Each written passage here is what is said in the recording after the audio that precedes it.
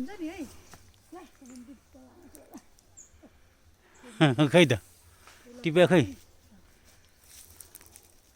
तान्नु पर्यो नि त्यसले हान्ने चाहिँ मलाई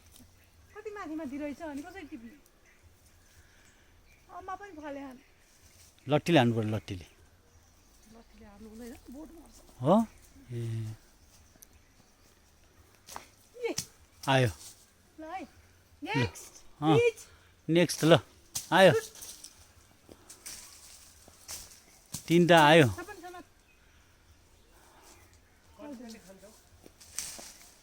पेटमा अटे जति खान्छौ बाउ पेटमा अटे जति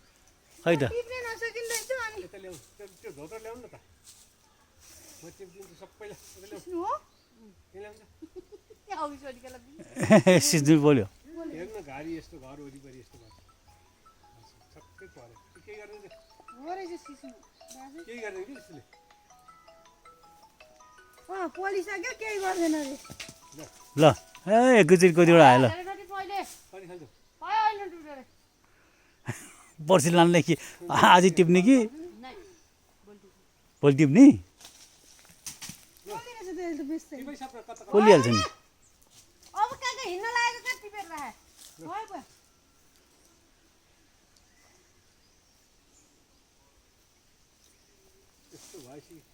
यस्तो भएपछि सकिन्छ के लाउँछ नि यसमा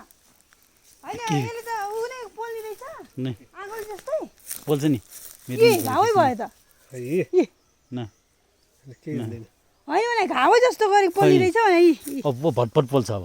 एकैछिन एकछिन पोल्छ एकैछिन कता खिचेको त भिडियो कहाँ मेरो पनि खिचिन् नि यहाँ भिडियोमै छ होइन छ कहिले आउनु म पनि यसो यहाँ ओके गर्ने हो पर्दैन त्यतिकै खिचे भइहाल्छ ल जानु अम्मा पनि त खाने हो अम्मा यो हाम्रो दोलखा के भन्छ बुवा सुनखानीको हाम्रो बुवाको बारी हो सुन्तलाको अनि हामी यहाँ पूजा गर्नको लागि भोलि यहाँ लागबत्ती बाल्न भनेर आएको अनि आएर आज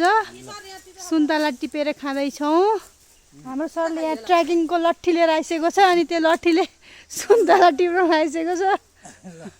रुखमाथि चढ्न नसक्यो तर एउटा पनि टिप्नु सक्नु भएन यो चाहिँ भएन है एउटा भयो भने टिप्नु पऱ्यो नि